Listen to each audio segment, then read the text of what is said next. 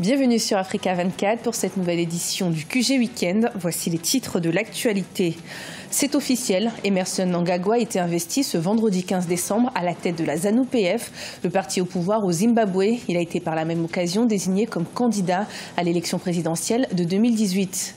Au Congo, le président de la République, Denis Sassou Nguesso, a demandé un audit sur la corruption et la bonne gouvernance, une enquête qui fait partie du processus de sortie de crise économique entamé par les autorités, mais qui ne fait pas l'unanimité. Et puis au Sénégal, le plan triennal d'investissement 2018-2020 va nécessiter 11,3 milliards de dollars. Cela représente une hausse de 30,6% par rapport aux dépenses d'investissement 2017-2019.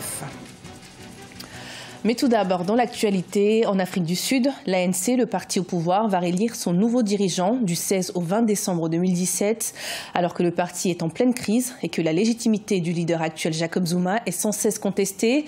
Cette élection semble être cruciale pour le parti. Ce sont donc plus de 5000 délégués qui se réuniront durant ces 5 jours pour choisir la personnalité qui dirigera le parti pour les 5 années à venir.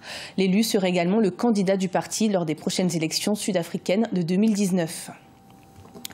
Emmerson Mnangagwa consolide son autorité et sa position de leader à l'occasion du congrès de la ZANU-PF qui s'est clôturé ce vendredi 15 décembre 2017. L'occasion également de présenter le nouveau président de la République et du parti comme futur candidat à l'élection présidentielle de 2018. Des détails avec Ibrahima Dioumaba. Au Zimbabwe, la page Robert Mugabe vient de se refermer. Vendredi 15 décembre 2017, le parti au pouvoir qu'il dirigeait a élu son remplaçant à la tête de l'État, Emmerson Mnangagwa, comme président lors d'un congrès extraordinaire à Harare. C'est devant plusieurs centaines de cadres du parti qu'Emmerson Mnangagwa a annoncé son ambition de changement de la ZANU-PF et du pays.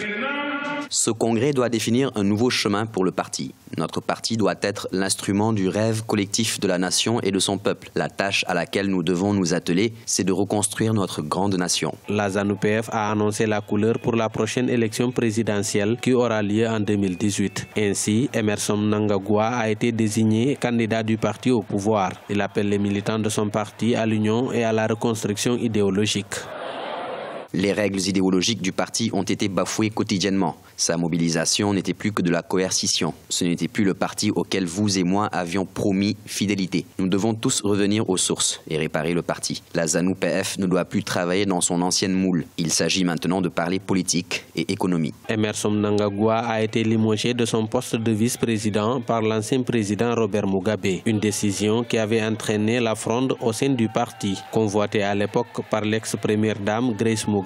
Investi président de transition le 24 novembre 2017, Emmerson Mnangagwa est très attendu sur la relance de l'économie zimbabwéenne, secouée par l'hyperinflation.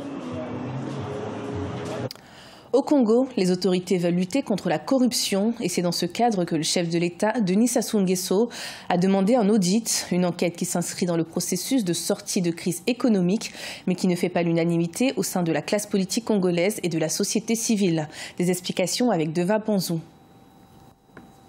Le président Denis Sassou Nguesso s'est-il véritablement engagé dans la lutte contre les antivaleurs? Le chef de l'État congolais souhaite réaliser un audit sur la corruption et la bonne gouvernance dans le pays. Mais pour certains acteurs politiques, il est temps de prendre des mesures sévères contre ceux qui ont enfoncé le pays dans le trou. Et nous ne pouvons pas justement engager un processus de réforme de notre économie, de réforme structurelle, d'assainissement de nos finances publiques sans en connaître les causes. Cet audit est important pour nous permettre justement de comprendre ce qui s'est passé, de prendre des décisions, si possible des sanctions. Les institutions de corruption que nous avons dans ce pays, que ce soit l'Observatoire ou la Commission, ces deux institutions ont failli. Il faut qu'on aille vers des sanctions un peu souples, mettre au repos les cadres qui ont favorisé cette situation de crise. Depuis 2012, nous l'avions annoncé, les déséquilibres étaient connus, ça s'est accéléré en 2014, 2017 n'est que l'apogée. En effet, avec une dette publique évaluée à environ 110% du produit intérieur brut, l'économie congolaise est au plus bas. Mais pour la société civile, la décision du chef de l'État de diligenter un audit n'est pas une nouveauté. Le pays se retrouve dans une situation difficile, aujourd'hui condamné à se fier à l'expertise et à l'appui du Fonds monétaire international. Donc je pense que là, les deux volontés se joignent pour donner ce qu'on peut appeler un vrai coup de fouet. Les comptes du pays sont vides selon les autorités gouvernementales. Tous les regards sont désormais fixés vers les conclusions de la mission du Fonds monétaire international qui s'achève ce 20 décembre 2017. Au Nigeria, l'Assemblée nationale a ordonné à 10 compagnies pétrolières locales de verser 250 millions de dollars de redevances au gouvernement dans un délai de 14 jours. Ces entreprises auraient des dettes impayées depuis plusieurs mois et cette décision fait suite à la volonté des autorités de durcir leur politique envers les débiteurs des caisses publiques issus du secteur pétrolier. Au Sénégal, le projet triennal d'investissement public 2018-2020 est estimé à 11,3 milliards de dollars, soit 6 257,84 milliards de francs CFA. Le budget, validé par le Parlement ce lundi 11 décembre 2017, est en hausse de 30,6% par rapport aux dépenses d'investissement inscrites au titre du triennat 2017-2019. Plus d'explications avec Marcel Farba-Maroun.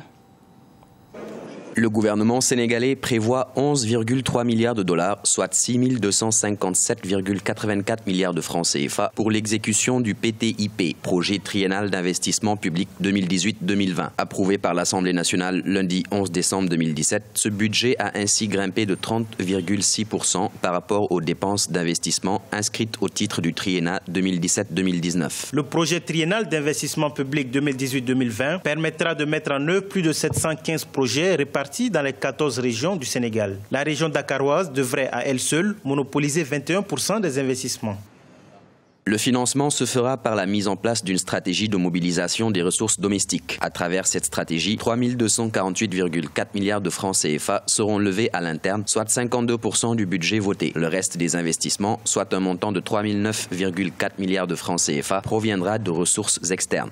La prédominance des ressources internes s'inscrit dans une vision qui devrait permettre d'éviter un niveau de dépendance pouvant être source de fragilité dans les choix d'investissement. Les ressources nécessaires à la mise en œuvre du PTIP sont déjà acquises à 96%, soit un volume de 6 054,8 milliards de francs CFA.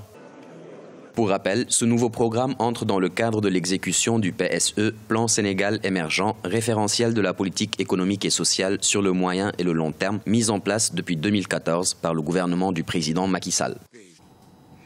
Toujours au Sénégal, après 24 heures de grève des aiguilleurs du ciel, les vols ont pu reprendre ce 16 décembre à l'aéroport international Blaise Diagne, inauguré le 7 décembre dernier. Les aiguilleurs du ciel réclamaient entre autres de meilleures conditions de travail à la suite de l'ouverture du nouvel aéroport situé à une 50aine de kilomètres de Dakar. Le secrétaire général du syndicat des aiguilleurs du ciel a annoncé qu'une rencontre sera organisée dans la semaine à venir avec le chef du gouvernement afin de mettre en place des solutions concrètes. Ce journal a été préparé par l'ensemble de la rédaction. Merci de nous avoir suivis.